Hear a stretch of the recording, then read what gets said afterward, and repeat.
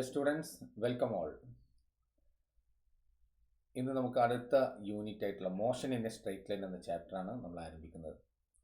അതിൻ്റെ ഒരു ഇൻട്രൊഡക്ടറി ക്ലാസ്സാണ് ഇന്ന് ഉദ്ദേശിക്കുന്നുള്ളത്.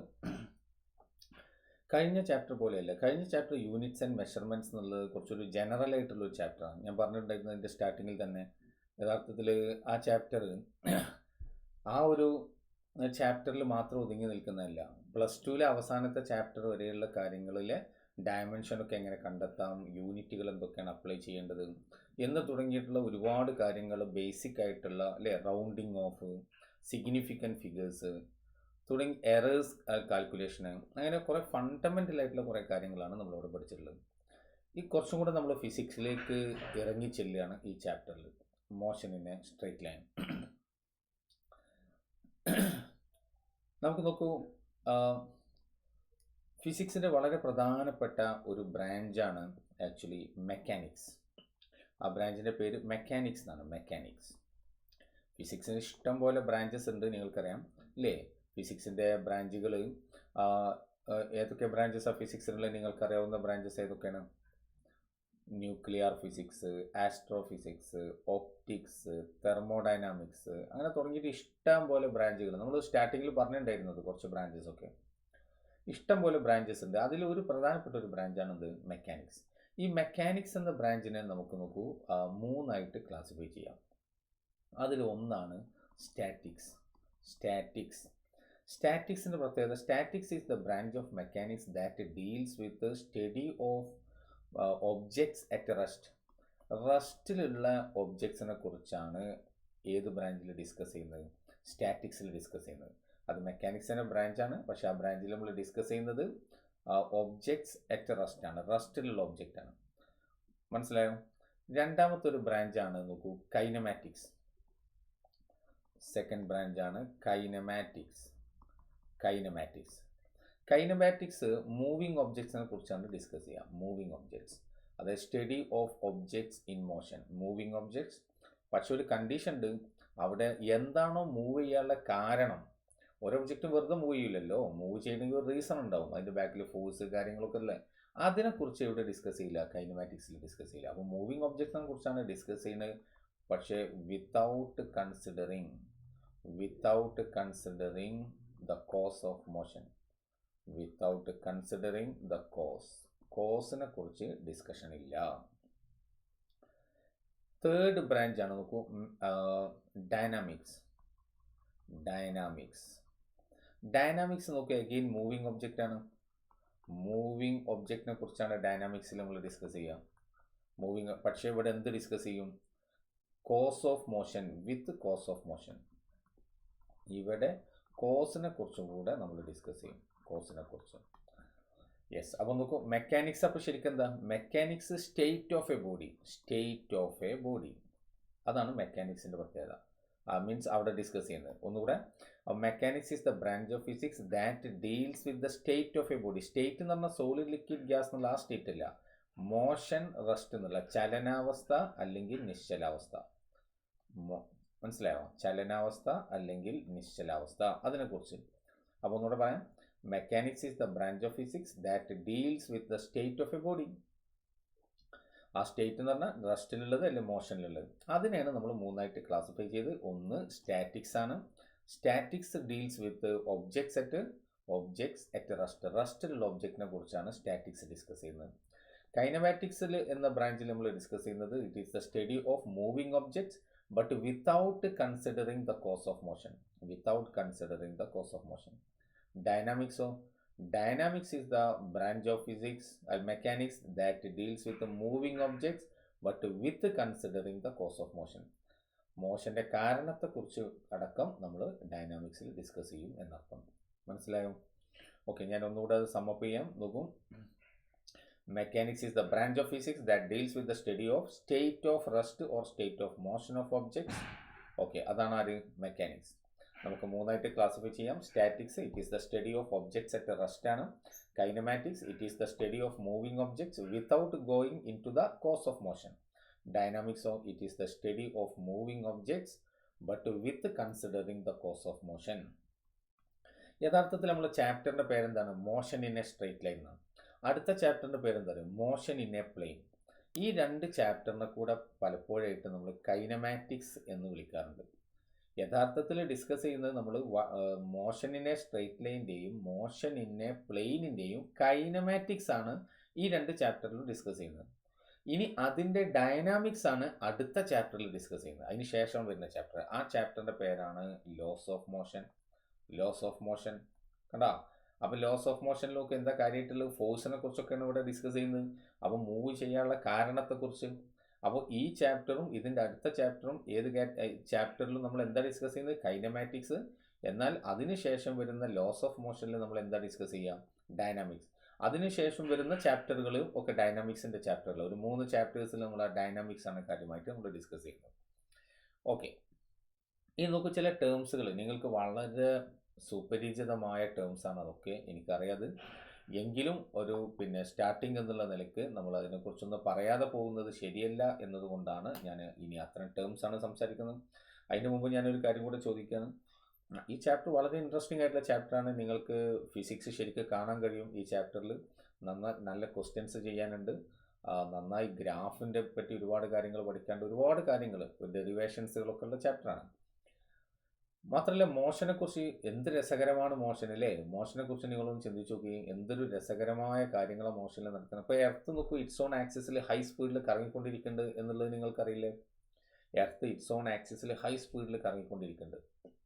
ഓക്കെ അല്ലേ.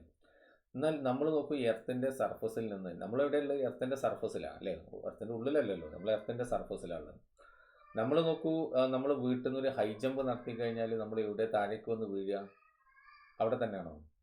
ഹൈ ജമ്പ് എന്താ മനസ്സിലായില്ലേ? നിന്നോർത്തുനിന്ന് മേലോട്ട് ചാടിക്കഴിഞ്ഞാൽ നമ്മൾ, കാരണം നമ്മൾ ചാടി വെച്ചിട്ട് എർത്ത് അതിൻ്റെ മോഷൻ നിർത്തി വെക്കുന്നുണ്ടോ? ഇല്ല, എർത്ത് അങ്ങനെ മൂവ് ചെയ്തുകൊണ്ടേയിരിക്കാം. അപ്പോൾ നമ്മൾ ശരിക്ക് വീഴേണ്ടത് എവിടെയാണ്? വേറെ എന്തോ സ്ഥലത്തല്ലേ വീഴേണ്ടത്, പക്ഷെ നമ്മൾ എവിടെ വീണ്? അതേ സ്ഥലത്ത് തന്നെ അല്ലേ, ആണോ? അങ്ങനെ നല്ല സുഖമാണ് അല്ലേ. നമ്മൾ ബസ്സൊന്നും കയറണം, അങ്ങനെ നോക്കി ഇങ്ങനെ ചാടിയാൽ മതി. നമുക്ക് കൊണ്ടോട്ടിയിൽ നിന്ന് ചാടിയാൽ കോഴിക്കോടെത്താം, കോഴിക്കോട് നിന്ന് ചാടിയാൽ പക്ഷെ നോക്കി ചാടണം, ഇല്ലെങ്കിൽ കോഴിക്കോടും കഴിഞ്ഞ് അറബിക്കടലിലാവും എത്തുക അല്ലേ. പക്ഷെ അങ്ങനെ സംഭവിക്കുന്നുണ്ടോ? അങ്ങനെ സംഭവിക്കണില്ല. എന്താ ശരിക്കും അവിടെ യഥാർത്ഥത്തിൽ സംഭവിക്കുന്നത്? അപ്പോൾ നമുക്ക് മോഷൻ്റെ കൈനമാറ്റിക്സും കഴിഞ്ഞ് ഡൈനാമിക്സും കൂടി എത്തുന്ന സമയത്ത് നിങ്ങൾക്ക് ഇതിനൊക്കെ ആൻസർ കിട്ടും. അതുപോലെ തന്നെ നോക്ക്, നിങ്ങൾ ഒരു മൂവ് ചെയ്യുന്ന ബസ് അല്ലെങ്കിൽ കാറ്, യൂണിഫോം വെലോസിറ്റിയിൽ പോയിക്കൊണ്ടിരിക്കുന്ന കാറ്, അല്ലെങ്കിൽ യൂണിഫോം വെലോസിറ്റിയിൽ പോയിക്കൊണ്ടിരിക്കുന്ന ഒരു ട്രെയിൻ.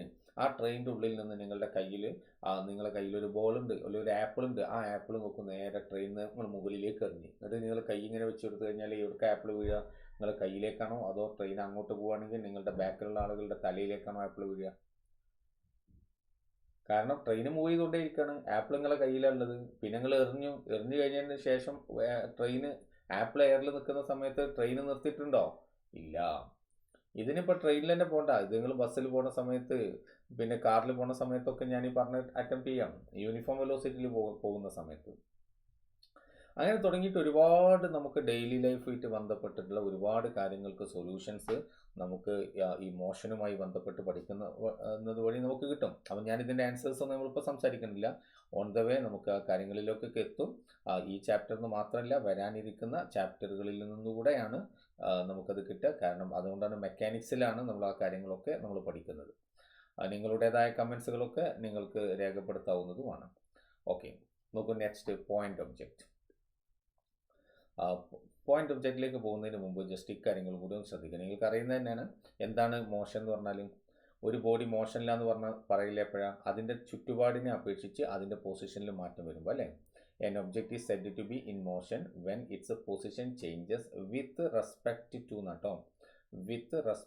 its surrounding. സറൗണ്ടിങ്ങിനെ അപേക്ഷിച്ച് സമയം മാറുന്നതിനനുസരിച്ച് ആ ബോഡിയുടെ പൊസിഷനിൽ ചേഞ്ച് വന്നാൽ ആ ബോഡി മോഷനിലാണെന്ന് പറയും.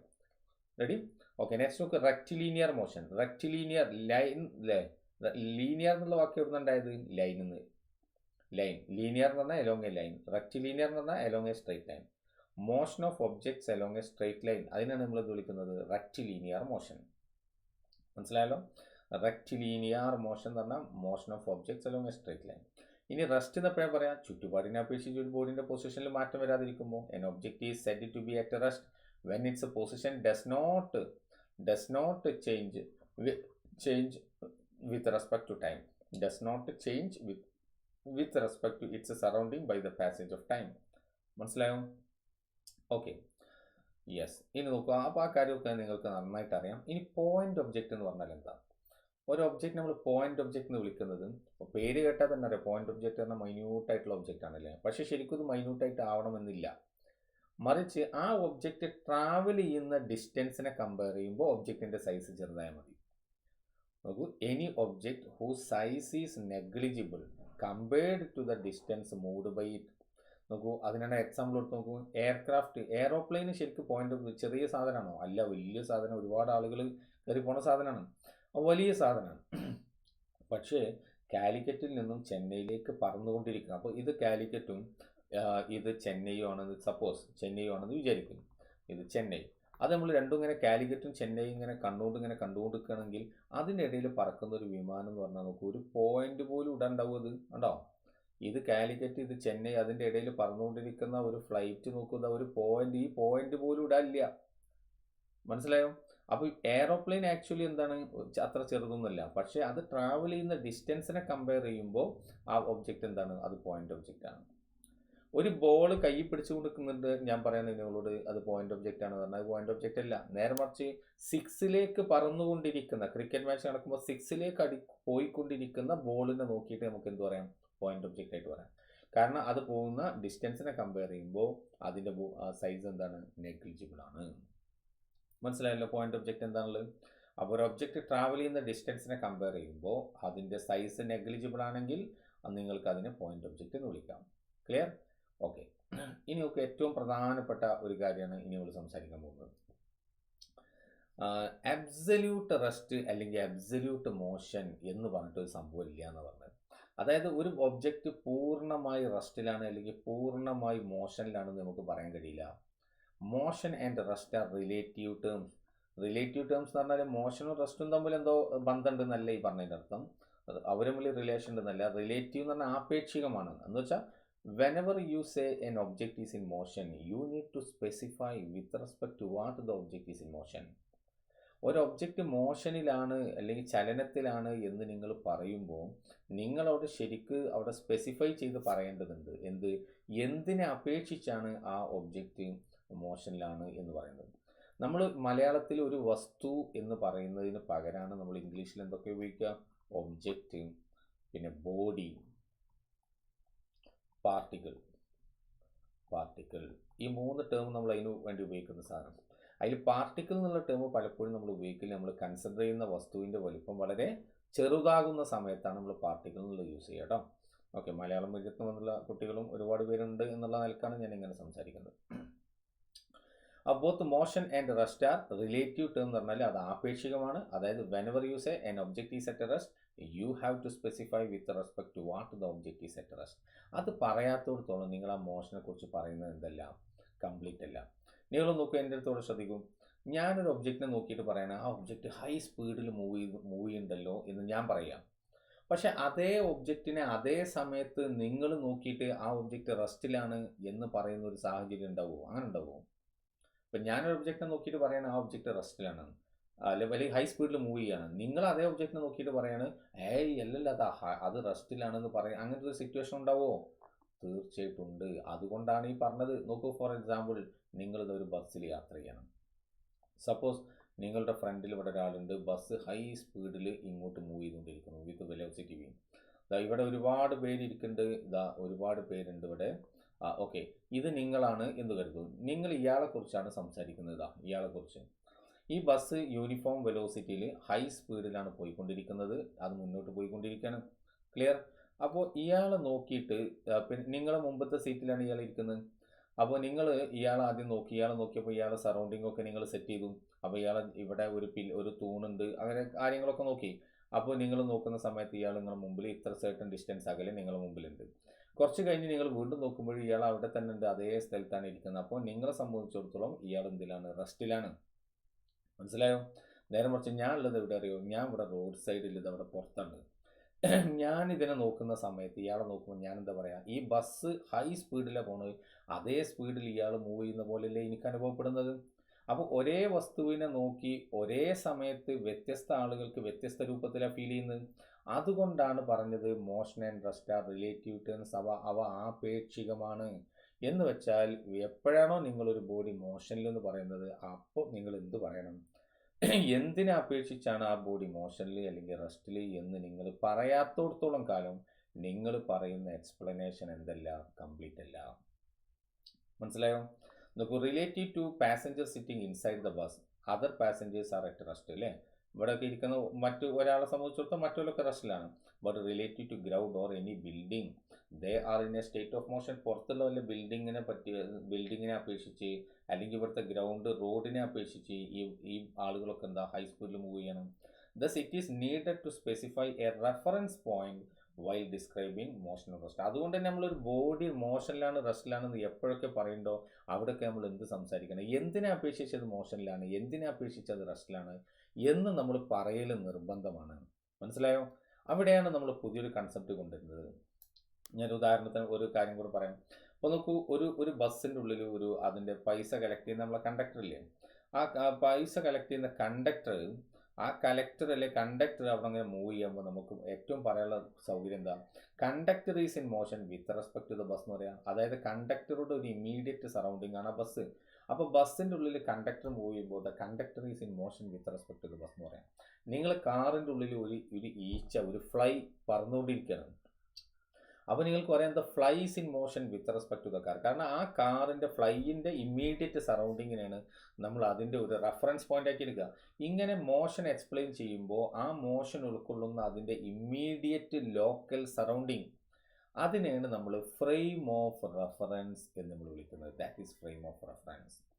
ഫ്രെയിം ഓഫ് റെഫറൻസ് എന്ന് പറഞ്ഞാൽ any local surrounding with respect to which the change of position of an object or objects can be measured or observed can be taken as a frame of reference. F4 എന്നുള്ളത് short ആക്കിയതാണ് frame of reference. അതായത് ഞാൻ example പറഞ്ഞില്ലേ, ഇപ്പോൾ class റൂമിൽ teacher മോഷനിലാണ്, നിങ്ങൾക്ക് പറയാം the teacher is in motion with respect to the classroom. ട്രെയിനിൻ്റെ കമ്പാർട്ട്മെൻറ്റിൽ ഒരു ചെറിയ കുട്ടി അങ്ങോട്ടും ഇങ്ങോട്ടും ഓടി കളിക്കുന്നുണ്ട്, അത് നിങ്ങൾക്ക് പറയാം ദ ബേബി അല്ലെങ്കിൽ the kid, the child is in motion with respect to the train എന്ന് പറയാം. അതാണ് ഫ്രെയിം ഓഫ് റെഫറൻസ്. പക്ഷേ അപ്പോൾ അതാണ് ഇത് നിങ്ങൾ ബൈഹാർട്ടാക്കേണ്ട ഒരു കാര്യമില്ല, എന്താണ് സാധനം എന്ന് മനസ്സിലാക്കി വെക്കും. പക്ഷെ എന്താ പ്രശ്നം, ഞാൻ പറഞ്ഞ ഇമ്മീഡിയറ്റ് സറൗണ്ടിങ് ഒന്നും എല്ലായിടത്തും ഫിറ്റ് ആവില്ല. അപ്പോൾ ട്രെയിൻ എന്ന പിന്നെ ഫ്രെയിം ഓഫ് റെഫറൻസിനെ നമുക്ക് കാറിൻ്റെ ഉള്ളിൽ കൊണ്ടുവരാൻ പറ്റുമോ, നമുക്കത് ക്ലാസ് റൂമിൻ്റെ ഉള്ളിൽ കൊണ്ടുവരാൻ പറ്റുമോ, ഇല്ല. അപ്പോൾ എല്ലായിടത്തും അപ്ലൈ ചെയ്യാൻ പറ്റുന്ന, ട്രെയിനിൻ്റെ ഉള്ളിലും കാറിൻ്റെ ഉള്ളിലും എനിവേർ നിങ്ങൾക്ക് അപ്ലൈ ചെയ്യാൻ പറ്റുന്ന ഒരു ഫ്രെയിം ഓഫ് റെഫറൻസ് ഉണ്ടെങ്കിൽ അതല്ലേ നല്ലത്? അതെ, അങ്ങനത്തെ ഒരു ഫ്രെയിം ഓഫ് റെഫറൻസ് ഉണ്ട്. അതാണ് the simplest frame of reference. അതാണ് ആര്? Cartesian coordinate system. എന്താ കാർട്ടീഷ്യൻ കോർഡിനേറ്റ് സിസ്റ്റം എന്ന് പറഞ്ഞാൽ, നമുക്ക് എക്സ് വൈ ആക്സിസിനെ നമുക്ക് ഓൾറെഡി അറിയാലോ അല്ലേ, ആക്സിസ് എന്നാണ്. ആക്സിസ് എന്ന് പറഞ്ഞാൽ സിംഗുലർ, അതിൻ്റെ പ്ലൂരലാണ് ആക്സസ്. ഓക്കെ, അപ്പോൾ എക്സ് വൈ ആക്സിസ് നിങ്ങൾക്കറിയാം. ഞാൻ അതിൻ്റെ കൂടെ ഒരാളും കൂടി ഇവിടെ കൂട്ടിയിട്ടുണ്ട് കേട്ടോ, സെഡ് ആക്സിസ്. സെഡ് ആക്സിസ് ഞാൻ ഈ വരച്ചോടത്തല്ല കൊടുക്കും. ഇപ്പോൾ ഇത് എക്സും വൈയും ആക്സിസ് ആണ് ഇരിക്കുക, ഇത് എക്സ് ആക്സിസ്, ഇത് വൈ ആക്സിസ് ആണ്. സെഡ് നോക്കൂ, ഈ പാനൻ്റെ ഇവിടുന്ന് ഇങ്ങോട്ട് പുറത്തേക്കാണ് കണ്ടോ. അപ്പോൾ എക്സും വൈയും തമ്മിൽ 90 ഡിഗ്രി ആംഗിൾ ആണെങ്കിൽ എക്സും സെഡും തമ്മിൽ, ഇതാണ് സെഡ്, ഈ പാനറ്റ് സെഡും തമ്മിലുള്ള ആംഗിളും തന്നെയാണ് 90 തന്നെയാണ്. വൈയും സെഡും തമ്മിലുള്ള ആംഗിൾ എന്താണ് 90. പക്ഷെ അങ്ങനെ നമുക്ക് ഇവിടെ വരക്കാൻ കഴിയില്ലല്ലോ. അപ്പോൾ നമ്മൾ വരക്കുമ്പോൾ നമുക്ക് ഇവിടെ ഇങ്ങനെ കടത്തി വെക്കുക. യഥാർത്ഥത്തിൽ ഇവർ തമ്മിലുള്ള ആംഗിൾ എത്ര? 90. ഇത് തമ്മിലുള്ള ആംഗിൾ എത്ര? 90. ഇത് തമ്മിലുള്ള ആംഗിളും എന്താണ്? 90 ആണ്. കണ്ടോ, ഇങ്ങനെയാണിത് ആക്ച്വലി. ഒക്കെ 90 ഡിഗ്രിയിലാണുള്ളത്. ക്ലിയർ? ഇതിനെയാണ് നമ്മൾ കാർട്ടീഷ്യൻ കോർഡിനേറ്റ് സിസ്റ്റം എന്ന് നമ്മൾ വിളിക്കുന്നത്. എക്സ് വൈ സെഡ് ആക്സസ് ഇത് തമ്മിൽ നോക്കുക, അങ്ങനെ മ്യൂച്വലി പെർപെൻഡിക്കുലർ ആയിരിക്കണം എന്നുള്ളൂ, പരസ്പരം 90 ഡിഗ്രി ഉണ്ടാക്കുക. ഞാൻ എക്സ് ഉള്ളിടത്ത് വേണം ഇതിനെ നിങ്ങൾക്ക് ഇങ്ങനെ തിരിച്ചിട്ട് അവിടെ വൈ ഒക്കെ ആക്കി വെക്കുക, അതിന് കുഴപ്പമില്ല. എക്സ്, കാരണം ഇത് ഗ്രാഫ് അല്ല, ഇത് നിങ്ങൾക്ക് എക്സ് ഉള്ളിടത്ത് വൈ, വൈ ഉള്ളിടത്ത് സെഡ്, ഇങ്ങനെ അങ്ങോട്ടും ഇങ്ങോട്ടൊക്കെ മാറ്റിയൊക്കെ വെച്ച് നോക്കാം. ഒറ്റ കണ്ടീഷനുള്ളൂ, all the 3 axes must be perpendicular to each other all the time. അത് മാത്രമേ നമുക്ക് അതിൽ കണ്ടീഷനായിട്ട് നമുക്ക് പറയാനുള്ളൂ. ഓക്കെ അല്ലേ?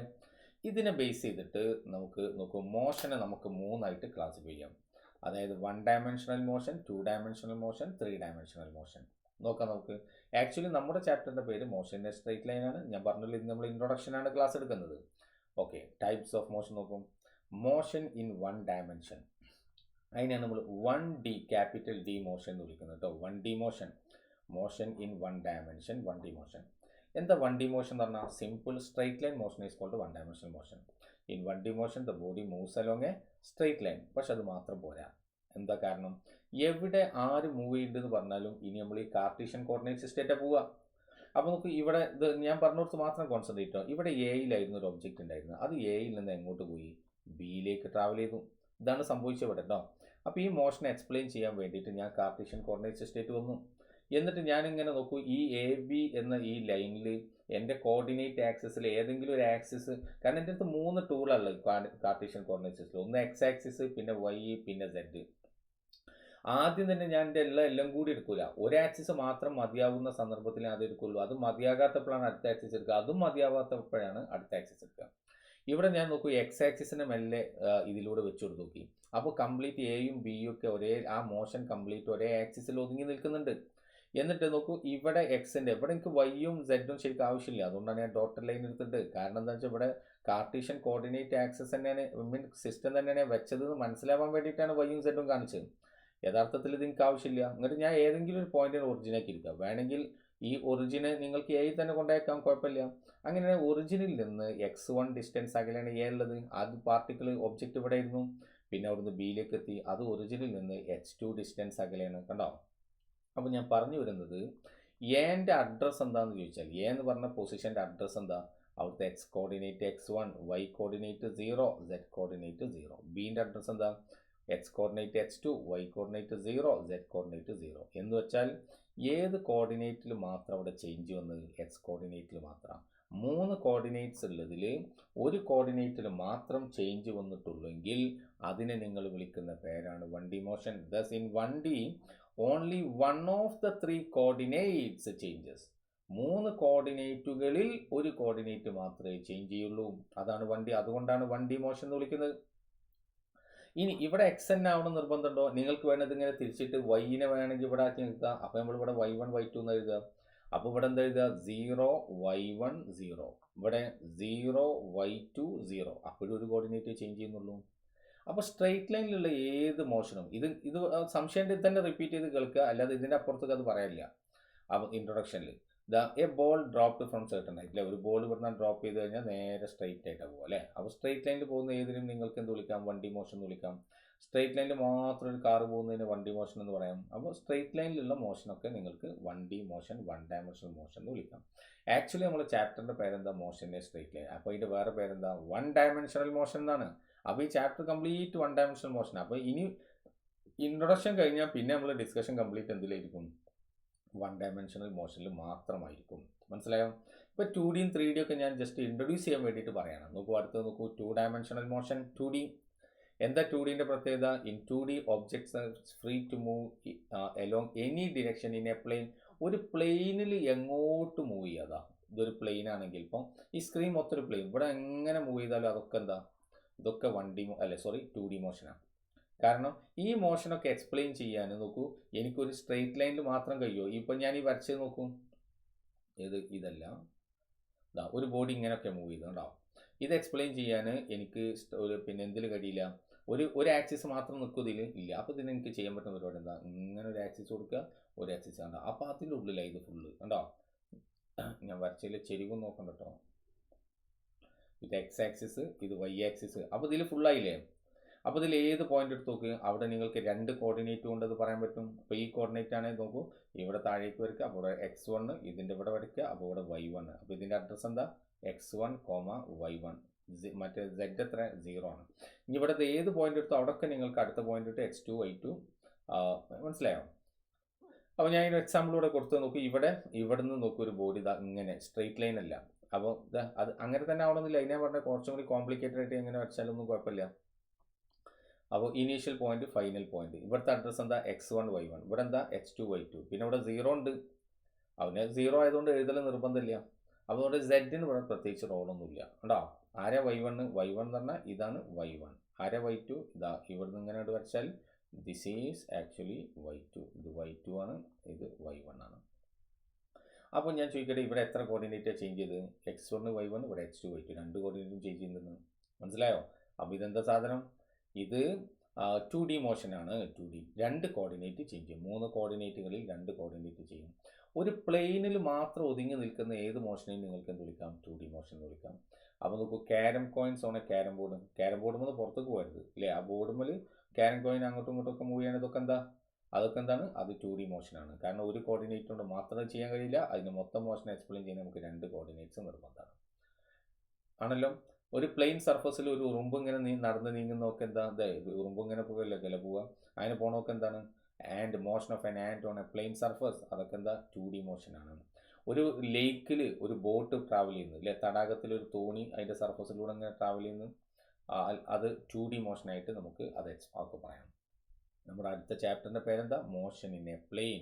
2D മോഷന് വേണ്ടി മാത്രം നമുക്കൊരു ചാപ്റ്റർ തന്നെ ഉണ്ട്. അടുത്ത നോക്കൂ, 3D മോഷൻ. 3D മോഷൻ പ്രത്യേകത എന്താണെന്ന് വെച്ചാൽ, അപ്പോൾ അവിടെ കണ്ടീഷനൊന്നുമില്ല, എങ്ങോട്ട് മൂവ് ചെയ്യുക, സ്പേസിൽ അങ്ങോട്ടും ഇങ്ങോട്ടും ഒക്കെ മൂവ് ചെയ്യാം. അതായത് മോഷനെ കംപ്ലീറ്റ് ഒരു ആക്സിസിലോ 2 ആക്സിസിലോ ഒതുങ്ങി നിൽക്കില്ല, 3 ആക്സിസ് വേണ്ടി വരും. അപ്പോൾ നോക്കൂ, ഒരു ഈച്ച ഫ്ലൈ ചെയ്ത് നോക്കും, എൻ്റെ അടുത്ത് നോക്കും, ഇവിടെ ഒരു ഈച്ച നോക്കും, ഇവിടെ നിന്ന് ഇങ്ങനെയൊക്കെ അല്ല മൂവ് ചെയ്യുക, അവിടെ 1 ആക്സിസ് പോരാ, 2 ആക്സിസ് പോരാ, അപ്പോൾ നമ്മൾ മൊത്തം ഇങ്ങനെ മൂവ് ചെയ്യണേ, അതിന് മൊത്തത്തിൽ ഇങ്ങനെയാണ് ഫിറ്റ് ചെയ്യുക, കണ്ടോ. യെസ്, അതാണ് 3D. In 3D the body is free to move in any direction in free space. Means അവിടെ 3 കോർഡിനേറ്റും ചേഞ്ച് ചെയ്യും. ഫ്ലൈയിങ് ഓഫ് ബേർഡ്സ് എക്സാമ്പിൾ, അല്ലെങ്കിൽ ഫിഷുകൾ. ഈ സ്പേസ്, ഫ്രീ സ്പേസ് പറഞ്ഞാൽ വാക്വത്തൂടെ ട്രാവൽ ചെയ്യാന്നുള്ള അർത്ഥമല്ല കേട്ടോ ഉദ്ദേശിച്ച്. അതായത് അവിടെ 3 കോർഡിനേറ്റും ചേഞ്ച് ചെയ്യുന്നില്ല. അപ്പോൾ വാക്വം എന്ന് പറഞ്ഞാൽ, ഞാൻ അടുത്ത എക്സാമ്പിൾ പറയാൻ പോകണം, എന്താ പറയുക, ഒരു അക്വേറിയത്തിൽ അല്ലെങ്കിൽ ഒരു കുളത്തിൽ ഫിഷ് മൂവ് ചെയ്യുന്നത് 3D മോഷനാണെന്നാണ് പറയാൻ പോകുന്നത്. കാരണം ഫിഷ് ഇങ്ങനെ സ്ട്രൈറ്റ് ലൈനില്ല മൂവ് ചെയ്യുക, അല്ല. ഫിഷ് ഇങ്ങനെ ഒരു പ്ലെയിന് നോക്കിയിട്ട് ആ പ്ലെയിനിൽ മാത്രമാണോ ഇങ്ങനെ മൂവ് ചെയ്യുക, അല്ല. ഫിഷ് അതിന് ഇഷ്ടമുള്ളവർക്കൊക്കെ മൂവ് ചെയ്യാം. അപ്പോൾ 3 കോർഡിനേറ്റും ചേഞ്ച് ചെയ്യും, അതാണ് ഉദ്ദേശിച്ചത്.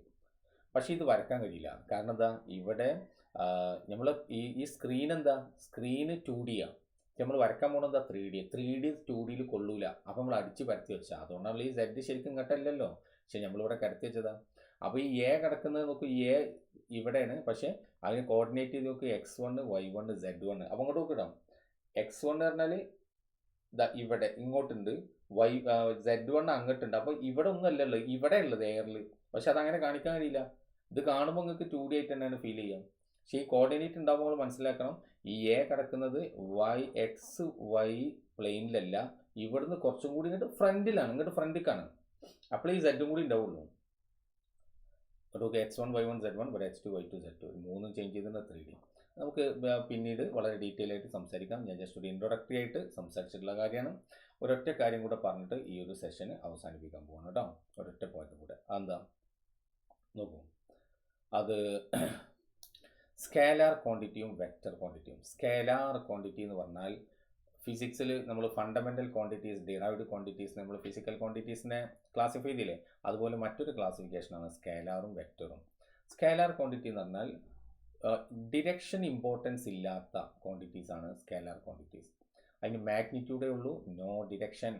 മലയാളത്തിൽ അതിശ അളവുകൾ എന്ന് നിങ്ങൾ പഠിച്ചിട്ടുണ്ടാവും. Scalar, physical quantities having only magnitude and no direction, അതാണ് സ്കേലാർ ക്വാണ്ടിറ്റി. വെക്റ്റർ ക്വാണ്ടിറ്റീസ് എന്ന് പറഞ്ഞത് മാഗ്നിറ്റ്യൂഡും ഡിറക്ഷനും. മാഗ്നിറ്റ്യൂഡ് പറഞ്ഞാൽ അതിൻ്റെ വാല്യൂ, മാഗ്നിറ്റ്യൂഡും ഡിറക്ഷനും ഉണ്ട്. അപ്പോൾ നോക്കൂ, സ്കേലാർ ക്വാണ്ടിറ്റിക്ക് എക്സാമ്പിളാണ് എന്ത്, ഡിസ്റ്റൻസ് അതിന് എക്സാമ്പിളാണ്, ടൈം അതിന് എക്സാമ്പിളാണ്, മാസ് അതിന് എക്സാമ്പിളാണ്. അതിനൊന്നും പിന്നെ ഡിറക്ഷൻ ഇമ്പോർട്ടൻസ് ഇല്ല.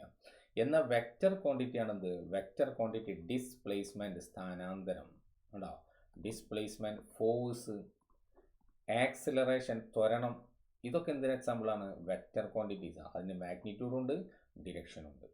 അതിൻ്റെ ഡീറ്റെയിൽ നമുക്ക് കമ്മിങ് ക്ലാസ്സുകളിലായിട്ട് നമ്മൾ അതിൻ്റെ ഡീറ്റെയിൽ പഠിക്കും. ഓക്കെ, അപ്പോൾ നിങ്ങൾ വളരെ ബേസിക് ആയിട്ടുള്ള ഇൻട്രൊഡക്ടറി ക്ലാസ് ഇതോടുകൂടി അതിൻ്റെ അവസാനിക്കുകയാണ്. വളരെ ബേസിക് ആയിട്ടുള്ള കാര്യങ്ങൾ മാത്രമാണ് നമ്മൾ സംസാരിച്ചിട്ടുള്ളത്. അതൊന്ന് മനസ്സിലാക്കി വെക്കുക. എന്നിട്ട് നമുക്ക് അടുത്ത ക്ലാസ്സിൽ വീണ്ടും മീറ്റ് ചെയ്യാം. Thank you.